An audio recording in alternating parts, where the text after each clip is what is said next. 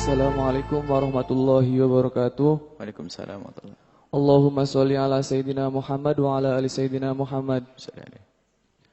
Buya, yang saya tanyakan, apa tips-tips agar bisa istiqomah dalam ibadah dan khusyuk dalam ibadah, khususnya ibadah sholat? Terima kasih. Wassalamualaikum warahmatullahi wabarakatuh. Waalaikumsalam warahmatullahi wabarakatuh. Sederhana tipnya, sederhana tapi berat. Artinya di saat kami memberi tip itu bukan berarti saya sudah sukses dalam hal ini. Saya pun masih belajar untuk bagaimana bisa istiqomah. Sebab kita pengen ingat. Kita ingin ingat, tapi setan mengajari kita lupa. Hawa nafsu kita pun juga sering menggandoli kita. Kita tuh punya musuh dua. Syaitan yang aduwwun mubin dan hawa nafsu yang ada dalam diri kita sendiri. Biarpun kita kenal, kita ngerti kebaikan dan sebagainya. Dan kita kenal, kita sadar Allah akan memberikan pahala. Allah akan, tapi kadang kita kalah dengan hawa nafsu kita. Sehingga untuk bangun malam sendiri pun ternyata hawa nafsu yang nempel di bantal itu kuat banget. Sehingga batal dia ngerti. Padahal tadi sore sudah niat saya akan tahajudan karena pahalanya besar. Nggak bisa. Atau bisa sekali, nggak bisa yang kedua kali. Dan seterusnya. Nah, jadi teorinya sih ada. Tapi berat semuanya. Tapi harus dipraktekkan teori-teori. Tentunya adalah kita harus mengenal Allah. Tafakkurlah. Mengenal Allah dengan benar. Itu adalah kembali kepada keimanan. Sesuai dengan kadar keyakinanmu, itulah engkau akan berbuat. Kalau keyakinanmu berkurang, ya kan kurang. Seperti keyakinan seorang pegawai di pabrik rotan, atau pabrik roti. Keyakinannya seberapa besar sih mendapatkan gaji di akhir bulan? Dia yakin deh. Padahal bosnya bisa saja bohong dan bangkrut di akhir bulan. Cuman karena dia menduga setiap akhir bulan bakal dikasih gaji, dia istiqomah setiap pagi kerja. Berangkat jam 5. Di bayangan mereka akhir bulan langsung ke kasir, ke kantor, dapat duit. Padahal bosnya bisa saja bohong, lari nanti. Loh, apakah kita tidak percaya kalau Allah bakal ngasih pahala? Oh, saya percaya. Lah terus kenapa kok malas? Lupa waktu itu dengan Allah. Itu yang menjadikan lupa siapa? Hawa nafsu kita. Dan syaitan.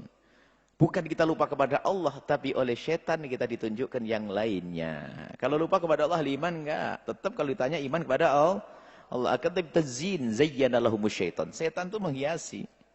Jadi sebetulnya saya pengen ke sana itu. Cuman oleh setan dikasih, ini ada bagus ini. Boleh.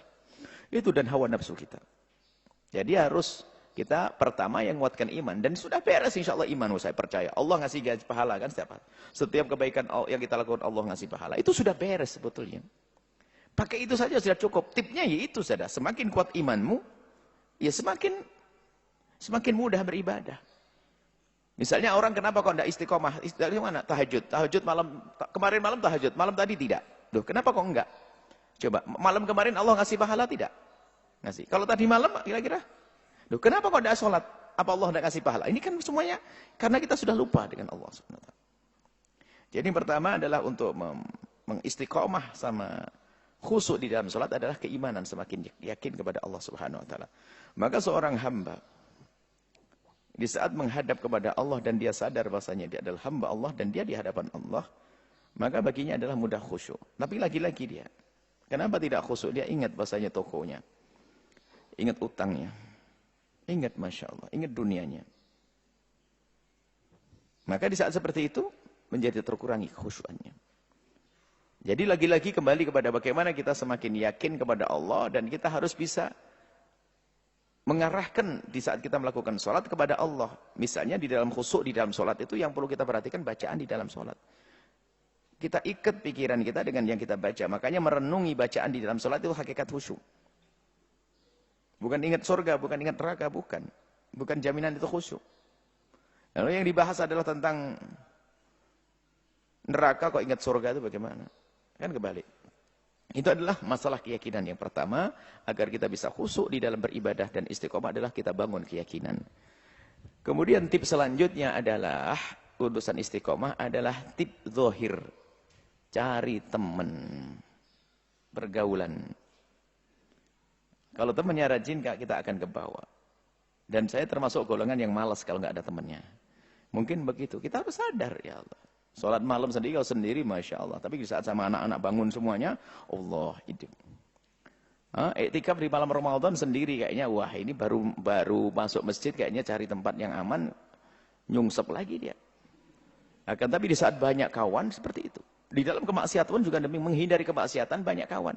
Karena sesama kawan saling mengingatkan. Maka dikatakan teman yang baik itulah yang menjaga keistiqomahan kita. Kemudian yang ketiga adalah minta kepada Allah Subhanahu wa taala agar diberikan keistiqomahan dan kekhusyuan di dalam salat. Sebab semua itu adalah pemberian dari Allah. Salat khusyuk dalam ibadah pun juga pemberian dari Allah. Biarpun kita mengkhusyukkan dengan badan kita belum tentu khusyuk. Allahu Akbar. Dompetnya di mana tadi?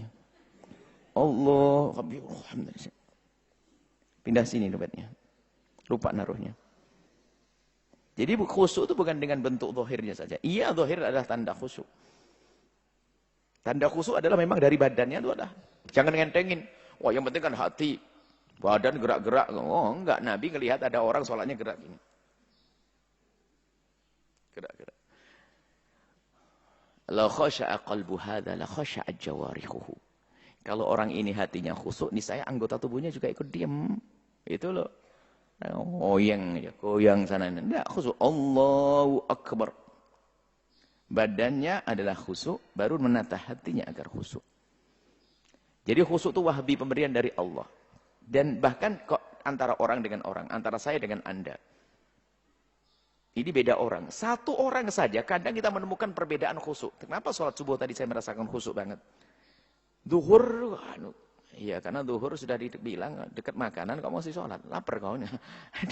Kan macam-macam sebabnya, unsurnya yang jadi tidak khusyuknya. Baru satu orang. Maka itu wahbi karena yang namanya khusyuk pemberian dari Allah. Maka jangan lupa untuk selalu mohon kepada Allah Subhanahu wa taala permohonan yang serius. Wallahu a'lam bishawab.